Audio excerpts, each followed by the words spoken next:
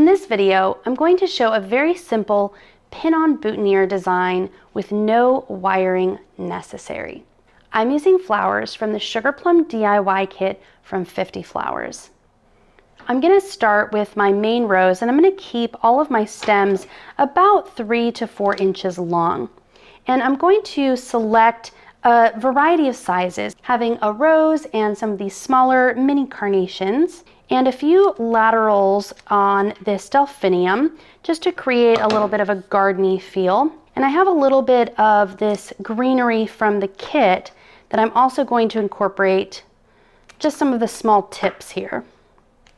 Now I'm just going to gather all these ingredients in my hand, sort of like a little tiny petite bouquet. I'm going to be taping them together with this wax floral tape. Now this tape is not sticky, but it does adhere to itself by pulling and applying pressure. So as we tape this together, we're going to be really anchoring the stems together using pressure. Now, for the sake of keeping this simple, I'm not going to be wiring anything. I'm just going to be taping everything together with this stretchy floral tape. Now, this is not tacky on its own. It's going to require that we pull and apply a little bit of pressure in order to keep our flowers together. I'm going to get started working on this pin-on boutonniere from the bottom up. So I'm going to start with my biggest, bulkiest flower and work around and above it to create this design. So I'm going to get started just by layering a couple of my smaller flowers floating above.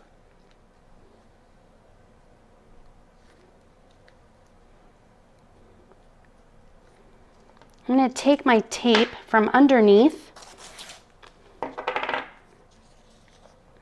wrap over the top of the stems.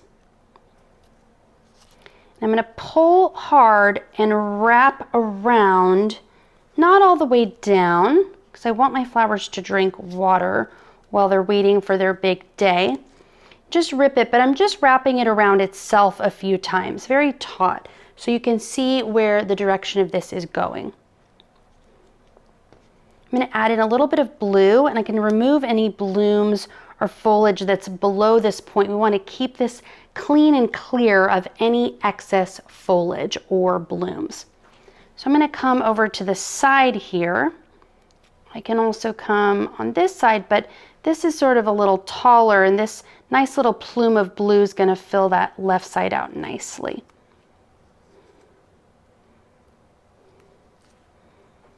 So I'm going to place it over to the far left, use my tape underneath. Same thing, wrap it around, pulling as I go. It's all right if it tears, just start again. Just 1 or 2 times is sufficient. Give it a nice pinch. It's going to make sure that everything stays in position. We can continue on and add more blue. I think it's feeling a little heavy on the blue. I'm going to take a few of those off just to have a little touch of it above. I don't want too much blue. Otherwise it starts to feel a little bit imbalanced. Same thing, just in that same little spot, pulling tightly, wrapping it around once or twice. Again, test it out. Make sure that you're putting everything in sort of a one-sided angle so that it can be viewed from this side. We want a nice flat back here. We don't want a little mini posy. And I've got some little buds here of my delphinium, which we can go a little high with. We can go down into the front. And it just is going to add a little nice airiness to this. Now, because this is a boutonniere, I don't want this to get overly bulky. Now, I could use this exact same approach to making a pin-on corsage. So if I'm making a pin-on corsage, I can go even a little bit wider and even add maybe a second flower and to give that a little trim.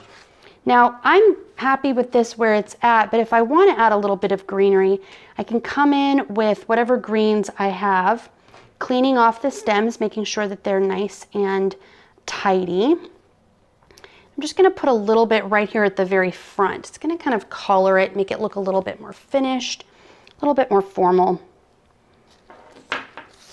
Now, ideally, I would tape and wire every single stem, but for a lot of DIY brides like yourself, you may not have wire on hand.